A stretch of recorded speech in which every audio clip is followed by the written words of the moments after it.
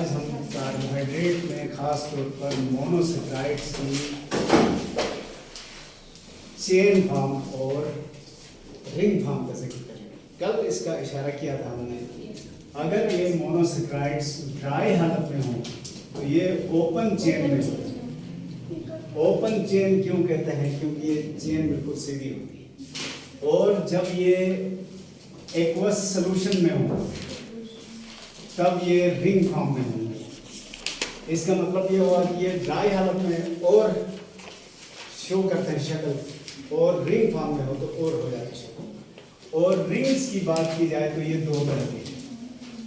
एक तरह के रिंग को कहा जाता है फ्यूरानोज और दूसरा कहलाता है पायरानोज।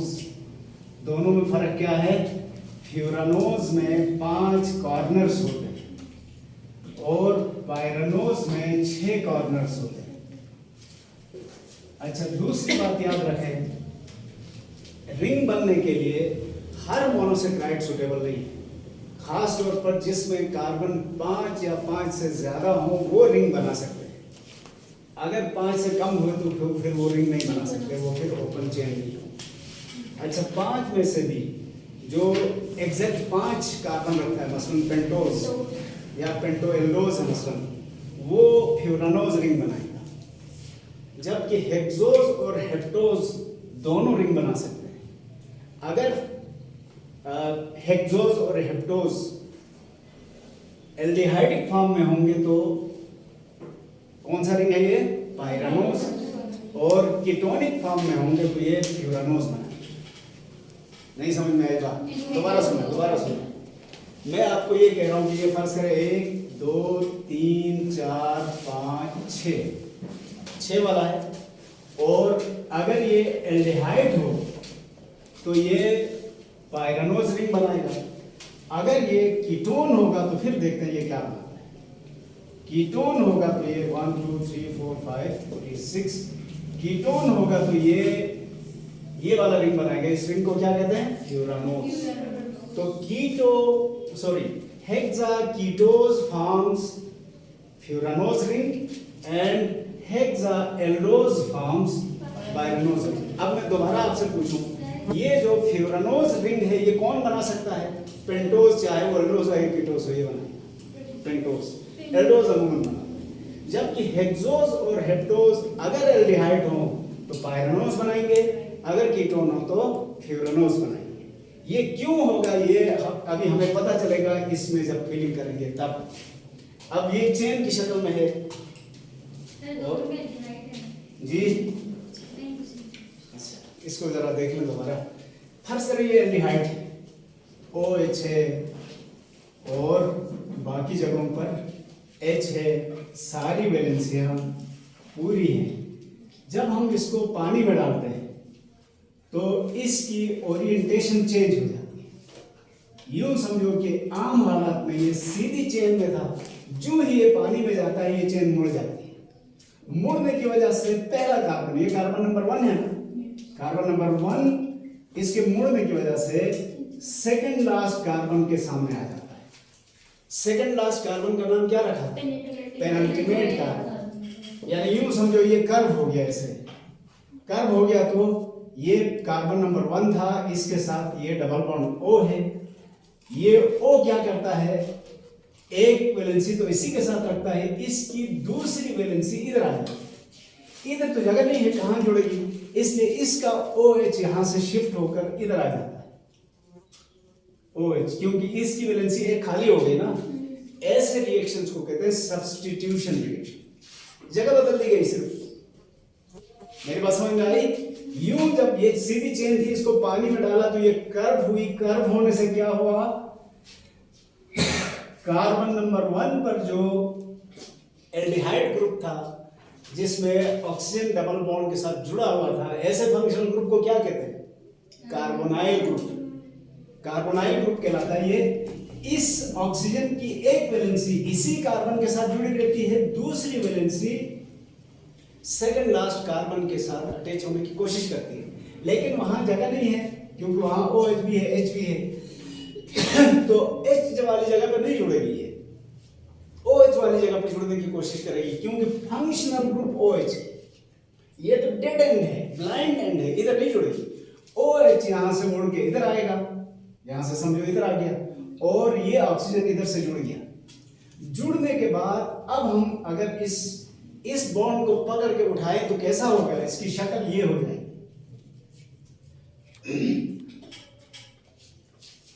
ये हो जाएगी। मैं आपको फिर दोबारा बनाता हूं इसको। ये है कार्बन नंबर 1। इस कार्बन नंबर 1 का एक एंड इधर ऑक्सीजन के साथ जुड़ा हुआ है, और इस ऑक्सीजन का लिंक कौन से कार्बन के साथ हुआ है, सेकंड लास्ट बताया था ना, 1 2 3 4 5, 1 2 3 4 और ये 5 के साथ ये ऑक्सीजन जुड़ गया। तो ये छठा कार्बन कहाँ गया? ये रिंग से बाहर आ गया। तो बना कि नहीं बना ये रिंग? रोते हुए जी नहीं करते, हंसते हुए जी। मैं दोबारा बताता हूँ, देखिए मिटा दिया मैंने इसको। अभी बोर्ड पे कुछ भी नहीं है, सिर्फ आपके सामने एक रिंग है। रिंग नहीं आया, सॉरी, चेन है। 1 2 3 4 5 और ये 6। यहां पर डबल बॉन्ड O है और इसके साथ OH है, बाकी सब के साथ भी OH है। बाकी करेंगे तो झंझट हो जाएगा। जो ही हमने इसको पानी में डाला, क्या हुआ, ये मुड़ गया। मुड़ने की वजह से ये एंड और ये कार्बन एक दूसरे के बहुत करीब आ गए। करीब आए तो इस ऑक्सीजन ने क्या किया, यहां वाला बॉन्ड इससे तोड़कर दूसरी वैलेंसी को इसके साथ जोड़ दिया। कौन से कार्बन के साथ? पेनल्टीमेट कार्बन के साथ। वहां जो OH था वो यहां से शिफ्ट होकर इधर आ गया इसके साथ। यहां तो इसमें H लगा हुआ है, इधर आकर OH जुड़ गया। जुड़ने के बाद इस ऑक्सीजन ने क्या किया है, इस कार्बन और इस कार्बन को करीब लाया। करीब लाने के बाद अब जब हमने इसको पकड़ के उठाया तो अब इसकी शेप हो गई है ऑक्सीजन, समझे। ये कार्बन नंबर 1 और ये कार्बन नंबर 2, ये कार्बन नंबर 5, ये कार्बन नंबर 3, ये कार्बन नंबर 4 और ये कार्बन रिंग से बाहर चला। तो रिंग बन गया। और ये कौन सा रिंग है? पायरेनोज। क्योंकि ये ग्लूकोज है इसलिए इसका पूरा नाम होगा ग्लूकोपायरेनोज। ठीक हो गया, ग्लूकोपायरेनोज हो गया।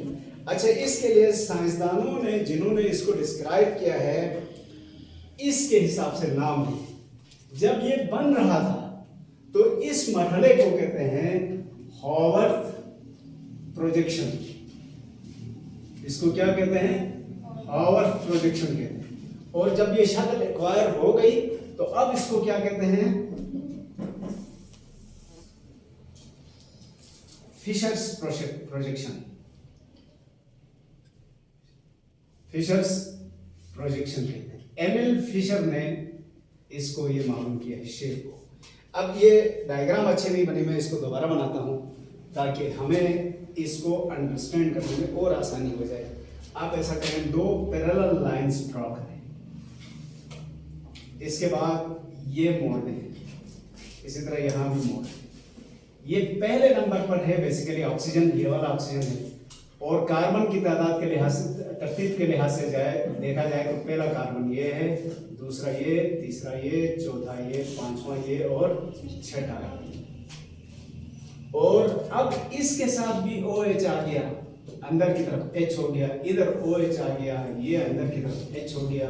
ये H अंदर बाहर हो सकते हैं, इससे इनके आइसोमर्स बनते हैं। अंदर H हो गया, इसके साथ क्या आएगा, सिर्फ H, और इसके साथ OH और 2H। ये हो गई फिशर्स प्रोजेक्शन। जब बन रहा था तो उस वक्त उसको क्या कहा? Harvard projection. ठीक हो गया। रिंग कैसे बन गया, अंदाजा हो गया? अच्छा, अब यहां पर ये याद रखने वाली है कि कार्बन नंबर 1 के ऊपर जो OH है ये इसका अपना नहीं था, क्योंकि जब ये रिंग जब ये चेन की शक्ल में थी तो इधर तो कोई OH था ही नहीं। ये OH आया कहां से? कार्बन नंबर 5 से आया है जो कि पेनल्टीमेट कार्बन, उधर से इधर आ गया, ओ उधर जुड़ गया, लिहाजा ये एक सब्स्टिट्यूशन रिएक्शन हुआ और इसके नतीजे में इसकी शक्ल ही चेंज हो गई। समझ आ गया? ये हमने पायरेनोज रिंग कैसे बना वो बता दिया। अब अगर फर्ज कर लें यही कीटोन होता तो क्या होता, कीटोन होता तो क्या होता, इसको भी जरा देख लें ऐसे 1 2 3 4 5 और ये 6। कीटोन में तो यहां फंक्शनल ग्रुप O है ना, कार्बन नंबर 1 के साथ OH भी है, H भी है, 2 के साथ सिर्फ O है, 3 के साथ OH भी है, H भी है, H और OH, OH और H, OH और H, ये हो गया। अब देखें हमने इसको पानी में डाला, पानी में डालेंगे तो ये एक दफा फिर कर्व हो जाएगा। कर्व होने से इस ऑक्सीजन की एक वैलेंसी किसके साथ जुड़ेगी, अगेन पेनल्टीमेट कार्बन के साथ, और इसका OH यहां से उड़ के इसके साथ लग जाएगा, यहां OH आ गया। अब इसको पकड़ के खींचें तो कैसा रिंग बनता है देखते हैं। ऑक्सीजन सेंटर में रखें, इस दफा इसका रिंग ऐसे बनेगा, 6 कॉर्नर वाला नहीं बनेगा, 5 कॉर्नर वाला बनेगा। ये है ऑक्सीजन, ये वाला।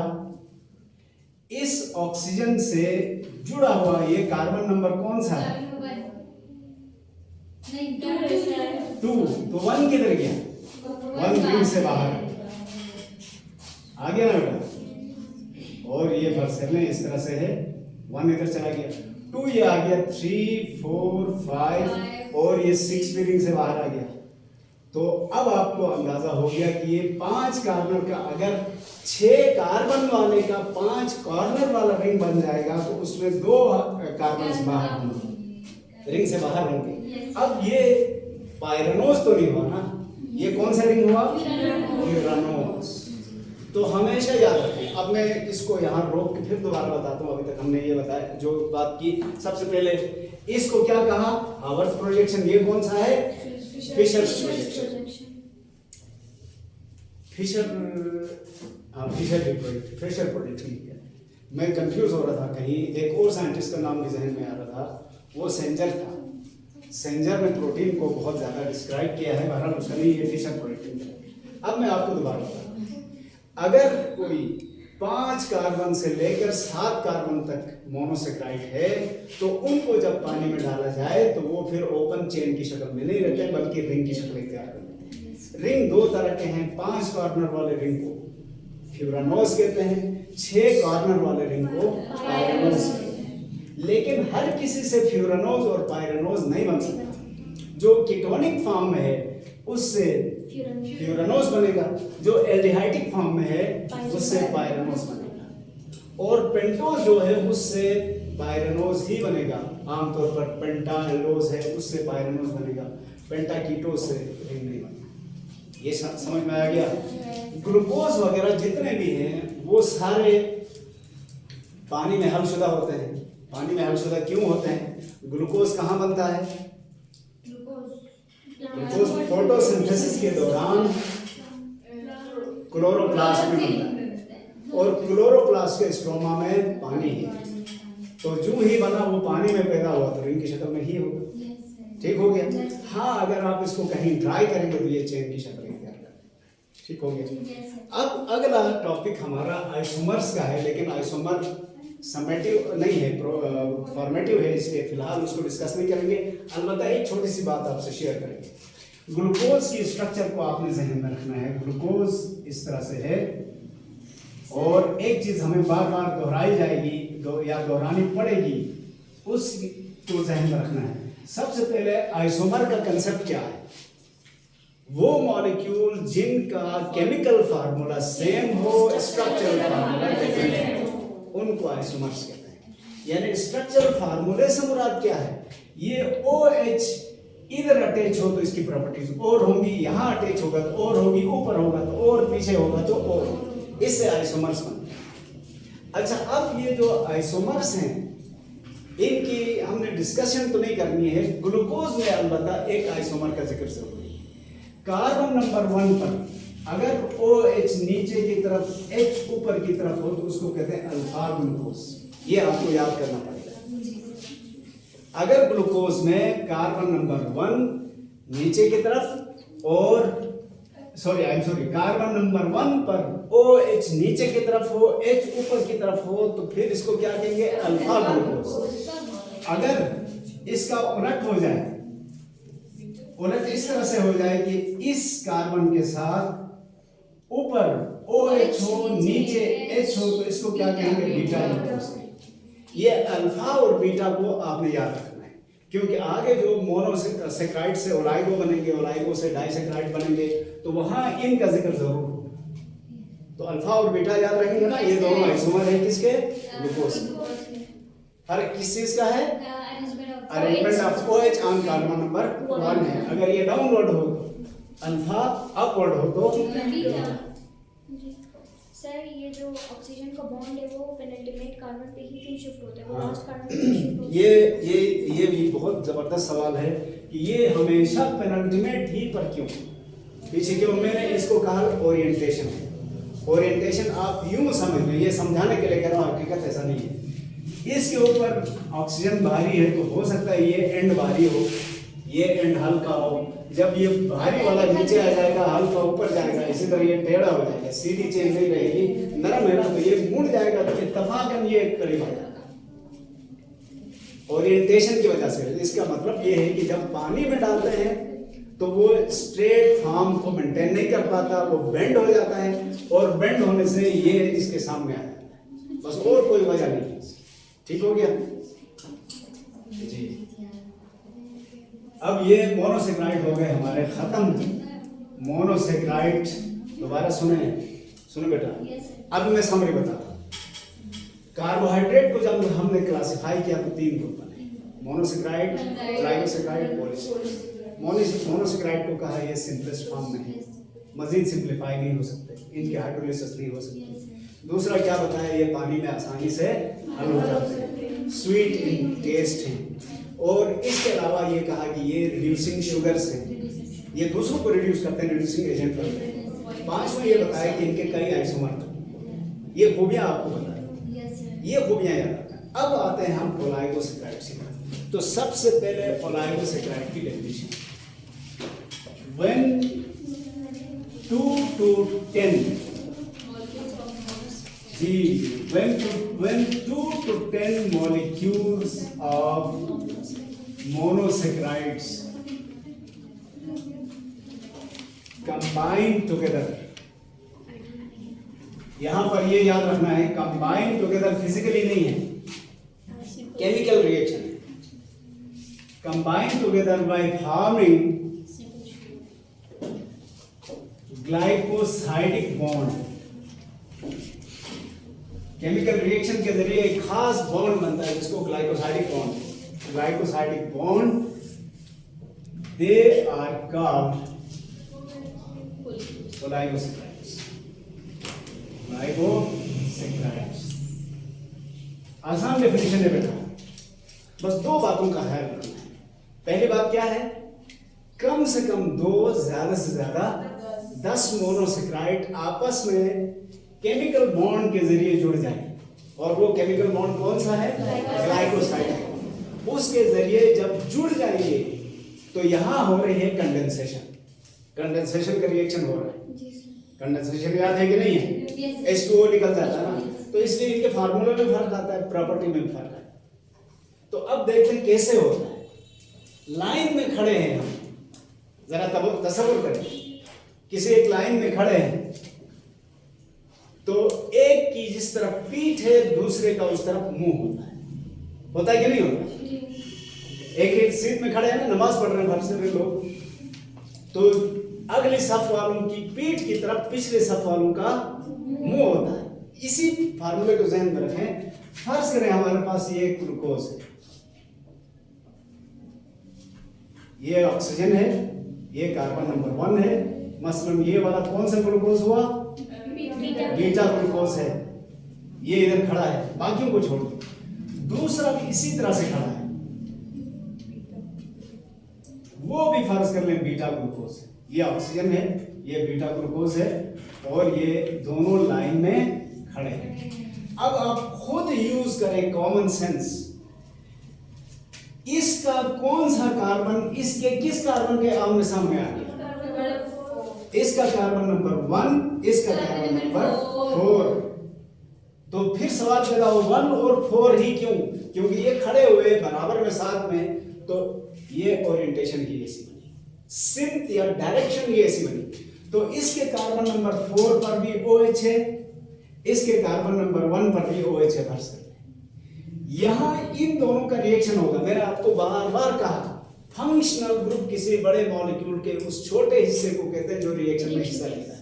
तो इसका फंक्शनल ग्रुप भी OH है, इसका फंक्शनल ग्रुप भी OH है, लेकिन इसके किस कार्बन पर है ये OH? 4 पर, और इसके कार्बन नंबर 1 पर। ये दोनों आमने सामने आए, एंजाइम की मदद से होगा, ऑटोमेटिक नहीं। आमने सामने आएंगे तो एंजाइम क्या करेंगे? एक से OH लेंगे, एक से H लेंगे, तो दोनों के मिलने से क्या बनेगा? H2O, और क्या बचाएगा? O बचा। तवज्जो से सुने ये क्या कह रहा हूं। फर्ज करें अब कोई भी देगा, ये शर्त जरूरी नहीं। इसने पूरा OH दिया, इसने क्या दिया? H। तो ये O तो अभी फालतू पड़ा हुआ है ना, यहां से H आया, इधर से OH आया, तो पानी बन गया। पानी बन के निकलने के बाद यहां O दोनों का मुश्तरका हो गया, किन दोनों का? इस मॉलिक्यूल का और इस मॉलिक्यूल का। अब इस O को मैं यूं लिखता हूं, ये खूबसूरती के लिए इस तरह लिखते हैं, वरना जरूरी नहीं है कि इसे। अब ये ऑक्सीजन की 2 वैलेंसी हैं, एक वैलेंसी इस मॉलिक्यूल के कार्बन नंबर 4 के साथ जुड़ गई, दूसरी वैलेंसी इसके कार्बन नंबर 1 के साथ जुड़ गई, और ये एक बॉन्ड बन गया। ऐसे बॉन्ड को वैसे तो ईस्टर बॉन्ड कहते हैं, क्या कहते हैं इसको? Ester bond. लेकिन कार्बोहाइड्रेट में इसी ईस्टर का नाम ग्लाइकोसाइडिक बॉन्ड बन गया। जुड़ गए ना? अब इसी तरतीब से ये इस तरफ भी जुड़ सकते हैं, इस तरफ भी जुड़ सकते हैं। जब 2 जुड़ जाए इस तरफ तो इसको क्या कहेंगे? डाइसेक्राइड। 3 जुड़ जाए तो ट्राइसेक्राइड। इसी तरह टेट्रासेक्राइड, पेंटासेक्राइड, हेक्सासेक्राइड, और 10 तक को सबको मिलाकर क्या कहेंगे? ओलाइगोसेक्राइड्स। अच्छा, अब इनके फार्मूले में फर्क आ गया। फर्क क्या आ गया? मैथ में तो फार्मूला होता है मसलन 12 × 12 क्या होगा? 24। यहां ऐसा नहीं, जरा और करें। ग्लूकोज का फार्मूला है C6H12O6। बजाहिर 2 ग्लूकोज जुड़ रहे हैं ना, तो इधर एक और लेटर है C6H12O6। जमा करेंगे तो क्या होना चाहिए? C12H24O12 ये होना चाहिए था। लेकिन अगर गिनती करेंगे तो आपको ये फार्मूला नहीं आएगा, यहाँ चेंज आएगा। यहाँ क्या होगा? C12H22O11 ये कम क्यों हो गया? जी, वाटर निकला है, इसी को कंडेंसेशन भी कहते हैं। पानी बाहर निकल गया और ये दोनों मॉलिक्यूल केमिकली जुड़ गए। जुड़ने की वजह से अब इसकी ओवरऑल जो फिजिकल प्रॉपर्टीज है ना, उसमें भी फर्क आएगा। फिजिकल प्रॉपर्टीज में क्या फर्क आएगा? तो अब इधर जरा देख लें, ओलाइगोसेक्राइड की फिजिकल प्रॉपर्टीज में सबसे पहले कैन बी हाइड्रोलाइज्ड। हमने मोनोसेक्राइड के बारे में क्या लिखा था? They cannot be hybridized or they cannot be simplified. These can be simplified. ये simplify हो सकते हैं, पहला फर्क आ गया। और यहाँ आगे लिख सकते हैं they can be hydrolyzed or they can be simplified and they will give 2 to 10 monosaccharides on hydrolysis. जब इनकी हाइड्रोलाइसिस करेंगे तो 2 से लेकर 10 तक मोनोसेक्राइड बनेंगे। मसलन अगर इसको हम हाइड्रोलाइज करें तो कितने मोनोसेक्राइड बनेंगे? 2 मोनोसेक्राइड। दूसरा फर्क क्या आ गया है? Less sweet in taste. इनकी स्वीटनेस भी फर्क आ गया, यस सर कम मीठे हो गए किसके मुकाबले में, मोनोसेक्राइड के। और तीसरा फर्क क्या आ गया, लेस सॉल्युबल इन वाटर, ये पानी में कम हल पजीर होंगे। इसका मतलब ये है कि जो जो ये चेन लंबी होती जाएगी, ये सॉल्युबिलिटी कम हो जाएगी, मिठास कम हो जाएगी। 10 से ऊपर वाले ना पानी में सॉल्युबल है ना मीठे, खत्म हो गया सब। तो वो क्यों हुआ होगा, आपको अंदाजा हुआ ना, क्योंकि हर रिएक्शन के बाद एक H2O निकलता है, एक H2O निकलता है। हर जो ग्लाइकोसाइडिक बॉन्ड बनता है, उस बॉन्ड के बनने के नतीजे में 2 हाइड्रोजन और 1 ऑक्सीजन कम होता है। इसकी वजह से ये कंडेंस भी हो गए, साथ में प्रॉपर्टीज में भी फर्क आ गया। ठीक हो गया बेटा? Yes sir.